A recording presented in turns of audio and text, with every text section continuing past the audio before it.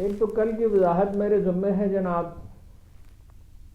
پرسوں شام کی بلکہ، کہ وہ جو ایڈیٹنگ کا سلسلہ نیا نیا شروع کیا ہے تو اس میں غلطی ہو جاتی ہے.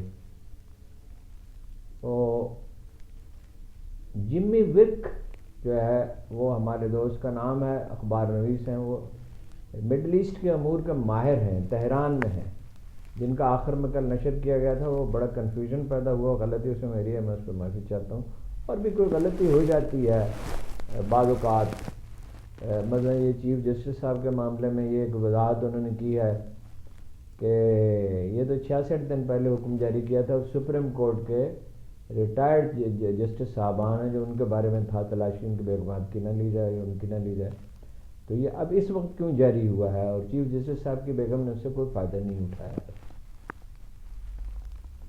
تو یہ میں نے کہا وضاحت کر دوں. یہ جناب ہیں ایک فلسطین پہ 19,000 آدمی شہید ہو چکے ہیں، اور اس پہ ایرک مارگولس ہیں، ایک جرنلسٹ، کینیڈا کے ہیں بنیادی طور پہ، اور بہت ہی ایک ہمدرد اور شفیق انسان ہے. اگر موسٹ ٹروتھفل جرنلسٹ کا کوئی ایوارڈ ہوتا تو شاید انہی کو ملتا.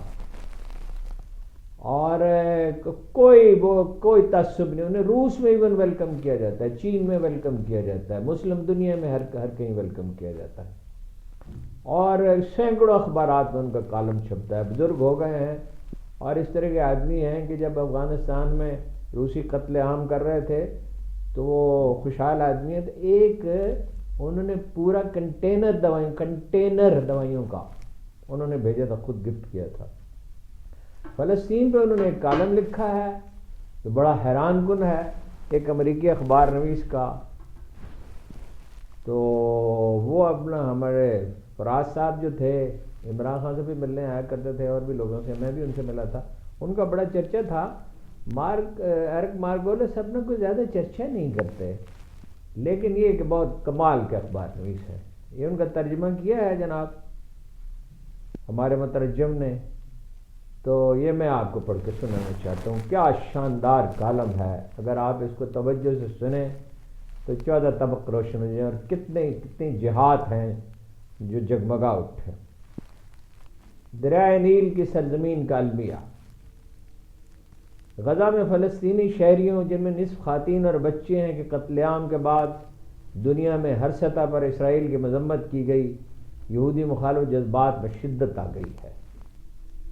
تاہم اس تاریخی جرم کی مرتکب صرف اسرائیل کی انتہائی دائیں بازو کی حکومت نہیں بلکہ اس کا سرپرست امریکہ بھی ہے. مجرموں کی فہرست میں ہمیں ایک اور مجرم کا اضافہ کرنا چاہیے جو اب تک مذمت، جنگی جرائم اور انسانی حقوق کی خلاف ورزیوں کے الزام سے بچتا چلا آیا ہے. یہ فرعونوں کی سرزمین مصر ہے. اس کے ڈکٹیٹر فیلڈ مارشل عبد السیسی نے غزہ کی حماس تحریک کو کچلنے کی خونی مہم میں اسرائیل اور امریکہ کے ساتھ تعاون کیا ہے. سیسی کو سیسی ہمارا ایک پرندہ ہوتا ہے، خیر عربی میں سے کچھ اور معنی ہوں گے یا قبیلے کا نام ہوگا. سیسی کو سعودیوں اور خلیجی ممالک کے شیوخ کی طرح حماس سے گہرا خوف لاحق تھا، جو جمہوری طور پر منتخب ہوئی تھی. حماس نے عرب دنیا میں انقلاب لانے، آزادانہ انتخابات اور مغربی کالونی کے طور پر اپنی حیثیت ختم کرنے کا مطالبہ کیا. مغربی افریقہ اسی طرح کے چیلنج سے گزر رہا ہے. اس کے قوم پرست گروہ فرانس، برطانیہ اور امریکہ کے فوجی، سیاسی اور مالی تسلط کو ختم کرنے کی جدوجہد میں ہیں جو سامراج کی ایک شکل ہے. مغربی افریقہ میں دہشت گرد گروہ اور ریاست کے زیر کنٹرول مغربی میڈیا بھی ایک چیلنج ہے. آج مصر کو عرب دنیا کی سب سے جابر حکومتوں میں سے ایک کے ذریعے چلایا جا رہا ہے. بہت سخت سنسرشپ ہے. حکومتی کنٹرول میں میڈیا حکومتی کنٹرول میں ہے جو عرب دنیا کا سب سے بڑا میڈیا ہے. مخبروں اور سرکاری کارندوں کی ایک فوج ظفر موج بروئے کار ہے. خوفناک خفیہ پولیس جسے مخبرات کہا جاتا ہے پوری طرح فعال ہے، جس کی پہچان تشدد اور بدماشی ہے. مصر میں 2013 میں ایک آزاد اور منصفانہ الیکشن ہوئے تھے جو ہزاروں برسوں کے دوران ہونے والے شفاف انتخابات تھے، یعنی وہ کہہ رہے ہیں 1000 برس میں ایسے جو شفاف الیکشن ہوئے ہیں، ایسے الیکشن تھے۔ ایک مقبول اسلام پسند محمد مرسی صدر منتخب ہوئے، انہوں نے مزید آزادانہ الیکشن کا مطالبہ کیا، یعنی کوئی آزادیوں میں کمی رہ گئی ہے تو اسے بھی پورا کیا جائے۔ انہوں نے مصر کے بھاری فوجی اخراجات میں کمی کی، خفیہ پولیس کو روکا اور فوج کو واپس اپنی بیرکوں میں بھیجا۔ محمد مرسی نے بڑی امریکی مالی اعانت سے چلنے والے سیکورٹی نیٹ ورک کو ختم کرنے کا بھی مطالبہ کیا، جس نے مصری آمروں کو اقتدار میں رکھا تھا۔ انہوں نے آزاد فلسطین کی حمایت کی۔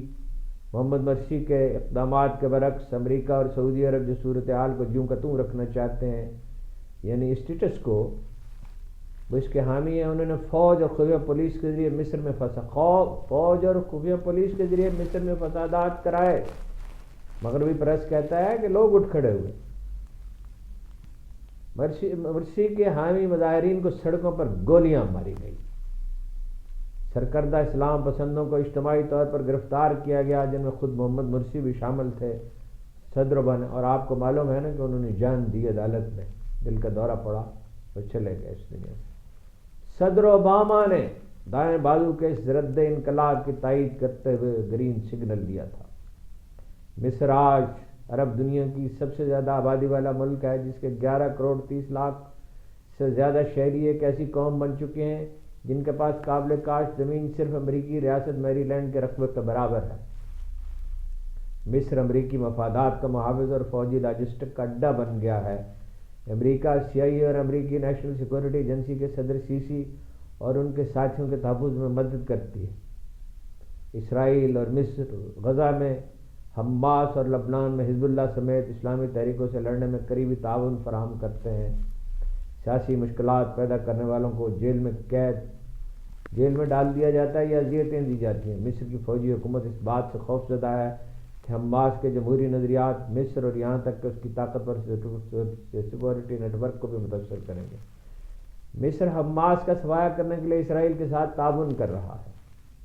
سعودی عرب جو ایک اور عرب بہار عرب سپرنگ کے انقلاب سے گھبرایا ہوا ہے، وہ مصر کی فوج کو بھاری رقوم بخشش کے طور پر عنایت کرتا ہے۔ اس طرح امریکی صدر جو بائیڈن کا یہ دعویٰ سن کر سر پکڑنے کو جی چاہتا ہے کہ واشنگٹن یوکرین کو جمہوریت کے لیے مسلح کر رہا ہے۔ اب تک کتنے 815 ارب ڈالر فراہم کیے جا چکے ہیں یوکرین کو جمہوریت کے لیے۔ یہی امریکہ مصر میں جمہوریت کے لیے کیا کچھ نہیں کرتا، بلکہ وہاں پر تو وہ جمہوریت دشمنوں کی ڈوریاں ہلاتا ہے۔ مصر انقلاب کے دہانے پر ہے، مصر انقلاب کے دہانے پر ہے۔ اس کے ناخوش لوگ غزہ کے قید فلسطینیوں کی طرح انتہائی کم آمدنی کی وجہ سے فاقہ کشی میں مبتلا ہیں۔ غلاظت، غربت اور کئی مسائل، بیماریوں سے دوچار مصر میں صحت عامہ کی صورتحال تباہ کن ہے۔ مصر امریکی گندم کی امداد پر زندہ ہے، جو مصر کو بدعنوانی اور رشوت کی ایک وسیع منصوبے کے تحت فراہم کی جاتی ہے۔ دلچسپ بات یہ ہے کہ امریکہ میں بالادست اور طاقتور اسرائیلی لابی نے مصر کو گندم کی امداد فراہم کرنے کی منظوری دی۔ اس طرح مصر کو اسرائیل کے انگوٹھے کے نیچے رکھ دیا گیا۔ مصر کو اسرائیل کے انگوٹھے کے نیچے رکھ دیا گیا۔ مصر ایک ٹائم بم ہے جو ہمیشہ سے پھٹنے کا منتظر ہے۔ جمہوریت کا گہوارہ امریکہ اس کا جیلر ہے، لیکن واشنگٹن میں بہت کم لوگ مصر میں انسانی حقوق کی خلاف ورزیوں کے بارے میں بات کرتے ہیں۔ مصر کو اس کے مخصوص حالات اور اسرائیل کے ذریعے مضبوطی سے جکڑا جا چکا ہے۔